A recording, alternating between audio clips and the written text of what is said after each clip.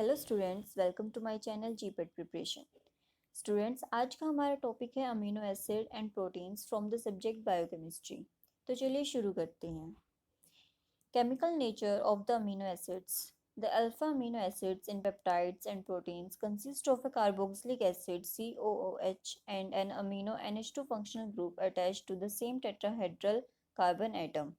Amino acids are those जिनके same tetrahedral carbon atom पे both carboxylic and amino group present होते हैं and ये कार्बन अल्फा कार्बन होते हैं, इसलिए इन्हें हम अल्फा अमीनो एसिड्स बोलते हैं। There are about there are about 300 amino acids occur in nature, but proteins में ओनली 20 अमीनो एसिड्स ही पाए जाते हैं। एक अमीनो एसिड में 4 डिफरेंट ग्रुप्स अटैच्ड होते हैं विद वन कार्बन एटम, जिसमें से 2 तो कार्बोक्सिलिक एसिड और अमीनो ग्रुप होते हैं, एक होता है आर ग्रुप, एंड जिसकी वजह से ही हम डिफ्रेंशिएट करते हैं बिटवीन अमीनो एसिड्स में, and fourth group is the hydrogen atom. There is one exception of glycine, जिसमें आर ग्रुप होता है, जो आर ग्रुप होता है उसकी जगह हाइड्रोजन एटम प्रेजेंट होता है, एंड इसकी वजह से इसमें 2 हाइड्रोजन एटम अटैच होते हैं, वन COH ग्रुप होता है एंड वन NH2 ग्रुप होता है। यहाँ आपको एक फिगर दिख रहा है, इसमें आप देख सकते हैं कि एक कार्बन है, अल्फा कार्बन है, जिसके एक साइड पे कार्बोक्सिलिक ग्रुप है, एक साइड पे NH2 ग्रुप है, एक साइड पे आर ग्रुप प्रेजेंट है एंड वन साइड पे हाइड्रोजन एटम है। ये हमारा अमीनो एसिड का बेसिक स्ट्रक्चर है, जिसमें हम आर ग्रुप को चेंज करके डिफरेंट अमीनो एसिड्स बना सकते हैं। नेक्स्ट हम देखते हैं क्लासिफिकेशन ऑफ अमीनो एसिड्स। ये हमारे इस चैप्टर का सबसे इम्पोर्टेंट टॉपिक है। मोस्टली इस चैप्टर में क्लासिफिकेशन से ही क्वेश्चंस आते हैं, चाहे फिर वो GPAT का एग्ज़ाम हो या ड्रग इंस्पेक्टर का हो या फिर कोई भी अदर एग्ज़ाम हो जो रिलेट होता है फार्मेसी से। तो चलिए देखते हैं क्लासिफिकेशंस। इसमें हमारी फर्स्ट क्लासिफिकेशन जो है वो रहेगी chemical classification on the basis of number of carboxylic group and NH2 group present और according to the net charge on amino acids.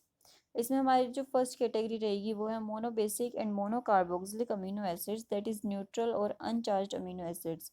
Means जिस अमीनो एसिड पर कोई चार्ज नहीं होता उसे हम न्यूट्रल अमीनो एसिड्स बोलते हैं। इनको हम आगे डिफ्रेंशिएट कर सकते हैं on the basis of R group present. जैसे फर्स्ट है जिसमें हमारे ग्लाइसिन है, ग्लाइसिन में जो आर होता है उसकी जगह H होता है। सेकंड एलेनिन, एलेनिन में आर की जगह CH3 होता है। थर्ड है ब्रांच चेन अमीनो एसिड्स, जिसमें आर ग्रुप ब्रांच्ड होता है। इसमें एग्जांपल है वेलिन, जिसमें आर आइसोप्रोपाइल ग्रुप होता है। ल्यूसिन, जिसमें आर जो है हमारा वो आइसोब्यूटाइल ग्रुप होता है। आइसोल्यूसिन, इसमें भी हमारा जो आर है वो आइसोब्यूटाइल ग्रुप होता है। उसके बाद फोर्थ है neutral sulphur containing amino acids, और इसके एग्जांपल रहेंगे हमारे सिस्टीन एंड मिथ्योनिन। इसमें जो सिस्टीन है वो प्रोटीन्स में इन्वॉल्व नहीं होता, इसका डाइमर यूज़ किया जाता है प्रोटीन्स बनाने के लिए। नेक्स्ट हमारा फिफ्थ रहेगा neutral hydroxy.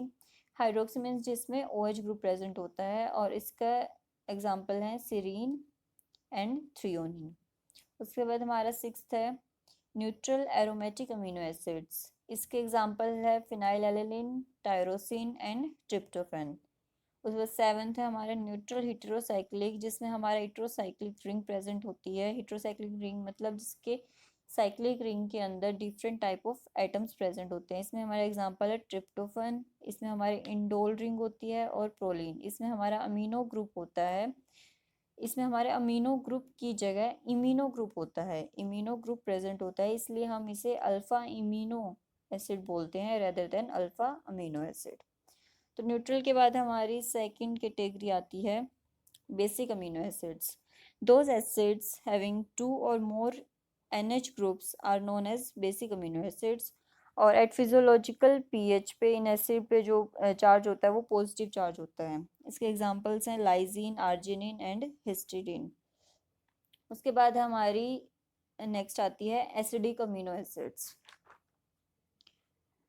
Acidic amino acids carry negative charge at physiological pH, और इसके एग्जांपल्स होते हैं aspartic acid and glutamic acid.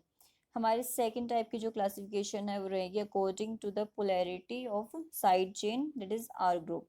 उसमें हमारा फर्स्ट है पोलर अमीनो एसिड्स, जिसमें हमारा जो आर ग्रुप होता है वो पोलर हाइड्रोफिलिक ग्रुप होता है और हमारे हाइड्रोजन बॉन्ड की फॉर्मेशन में हेल्प करता है। इसमें जो हमारा आर है वो हो सकता है या तो वो ओ एच ग्रुप हो सकता है, फिर इसके एग्जाम्पल हो जाएंगे सेरीन, थ्रियोनिन एंड टायरोसिन। अगर वो एस एच ग्रुप और थायो ग्रुप है उसके एग्जाम्पल होंगे सिस्टीन। अगर हमारा अमाइड ग्रुप लगा हुआ है आर की जगह तो वो हो जाएगा ग्लूटामिन एंड एस्पार्जिन। अगर हमारा NH2 ग्रुप लगा हुआ है और जो हमारा नाइट्रोजन है एक्ट कर रहा है एज अ बेस तो उसके एग्जाम्पल्स हो जाएंगे लाइसिन, आर्जिनिन एंड हिस्टिडिन।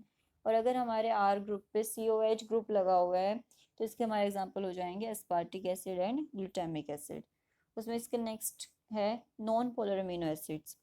जब हमारा आर जो होता है वो हाइड्रोफोबिक ग्रुप हो और हाइड्रोजन बॉन्ड की फॉर्मेशन ना करे तो हम उसे नॉन पोलर अमीनो एसिड्स बोलते हैं। इसमें हमारे जो बाकी के 9 अमीनो एसिड्स हैं वो नॉन पोलर होते हैं। इसके एग्जांपल है glycine, alanine, valine, leucine, isoleucine, phenyl alanine, tryptophan, proline and methionine. उसके बाद हमारी आ जाती है थर्ड टाइप की classification on the basis of nutrition, that is nutritional classification. इसमें हमारी फर्स्ट है essential amino acids. Essential amino acids are those जो हमारी बॉडी में प्रोड्यूस नहीं होते हैं बट जो हम जिसे हम थ्रू द डाइट ले सकते हैं, अपनी डाइट में अपने फूड में इंटेक कर सकते हैं हम इन असेंशियल अमीनो एसिड्स की। और इनकी डेफिशिएंसी से हमारी ग्रोथ, हेल्थ और प्रोटीन सिंथेसिस पे भी फर्क पड़ता है। इसके एग्जांपल्स है valine, isoleucine, lysine, leucine, methionine, tryptophan, threonine and phenyl alanine. उसके बाद है हमारी second semi essential amino acids जो बॉडी में प्रोड्यूस तो होते हैं बट सफिशिएंट अमाउंट में नहीं होते हैं, स्पेशली फॉर द चिल्ड्रन। इसके एग्जांपल है आर्जिनिन एंड हिस्टिडिन। नेक्स्ट है हमारे नॉन एसेंशियल अमीनो एसिड्स। जो अमीनो एसिड बॉडी में प्रोड्यूस होते हैं और वो सफिशिएंट अमाउंट में होते हैं उन्हें हम बोलते हैं नॉन एसेंशियल अमीनो एसिड्स। और इसके एग्जांपल्स हैं जो बाकी के 10 अमीनो एसिड्स बच गए हैं वो सारे नॉन एसेंशियल में आते हैं। इसके एग्जांपल है alanine, asparagine, aspartate, cysteine, glutamic acid, glutamine, glycine, proline, serine, tyrosine. उसके बाद हमारी 4 टाइप की क्लासिफिकेशन आती है metabolic metabolic classification. According to metabolic और डिग्रेडेशन प्रोडक्ट्स हम इसे क्लासीफाई करते हैं। फर्स्ट है इसमें ketogenic amino acids which give ketone bodies on metabolism. जो हमारे अमीनो एसिड्स मेटाबॉलिज्म और डिग्रेडेशन की बात कीटोन बॉडीज प्रोड्यूस करते हैं उन्हें हम बोलते हैं कीटोजेनिक अमीनो एसिड्स। इसके हमारे एग्जांपल है लाइसिन एंड ल्यूसिन। उसके बाद हमारे mixed ketogenic and glucogenic amino acids जो प्रोड्यूस करते हैं both ketone bodies and glucose on degradation उन्हें हम mixed ketogenic and glucogenic amino acids बोलते हैं। और इसके एग्जांपल है isoleucine, phenyl alanine, tyrosine and tryptophan. उसके बाद हमारे glucogenic amino acids which give only glucose on degradation are known as the glucogenic amino acids. जितने भी rest of the amino acids हमारे जो रह गए हैं वो हमारे सारे ग्लूकोजेनिक अमीनो एसिड्स में आते हैं। अब हम देखते हैं हमारे next topic that is acid base properties of the amino acids. जो अमीनो एसिड्स होते हैं वो इंट्रामोलिकुलर यानी between one molecule acid base reaction show करते हैं जिसमें हाइड्रोजन आयन का ट्रांसफर होता है from carboxylic group to NH2 group and formation of dipolar ion having positive charge on NH2 and negative charge on carboxylic ion takes place. These dipolar ions are also known as Zwitter ions. At physiological pH, carboxyl group will be unprotonated, that is, it donates hydrogen ion, and amino group will be protonated, mean it accepts H positive ion. An amino acid with no ionizable R group would be electrically neutral at this pH. This species is termed as Zwitter ion. जब किसी भी amino acid and protein पे net charge 0 होता है तो उस पर pH हो जाता है, वो इक्विवेलेंट हो जाता है to the isoelectric point that is Pi. Next है हमारा optical properties of the amino acids. Tetrahedral carbon जिसकी 4 साइड्स पे डिफरेंट ग्रुप लगे हैं उसे हम कायरल कार्बन बोलते हैं। All amino acids contain chiral carbon except one that is glycine which contains 2 hydrogen atom. Chirality is important in the optical properties of amino acids because chiral carbon he optical rotation show करते हैं and optical rotation is the ability of a molecule to rotate the plane of polarized light. अगर right में rotate होता है तो उसे हम dextro rotatory बोलते हैं, अगर लेफ्ट में रोटेट होता है तो हम उसे लीवर रोटेटरी बोलते हैं। All amino acids present in proteins are L alpha amino acids means ये जो मोलिकुल्स हैं हमारे सिर्फ लेफ्ट साइड में ही रोटेट करते हैं पोलराइज लाइट को, इसलिए हम ये सारे एल टाइप के होते हैं, एल अल्फा अमीनो एसिड्स। इसमें से जो डी अल्फा अमीनो एसिड्स होते हैं वो ओनली वो सिर्फ पाए जाते हैं एंटीबायोटिक्स में। नाउ हमारा नेक्स्ट टॉपिक है पेप्टाइड बॉन्ड।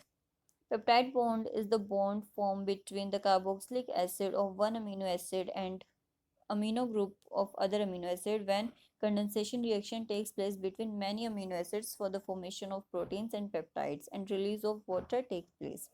जैसे कि आप नीचे रिएक्शन में देख सकते हैं, जब हम किसी भी दो अमीनो एसिड्स को रिएक्ट कराते हैं तो एक बॉन्ड फॉर्मेशन होता है between carboxylic group and the NH2 group and release of water takes place. This is known as the condensation reaction and formation of proteins and peptide bonds takes place. The next topic is proteins.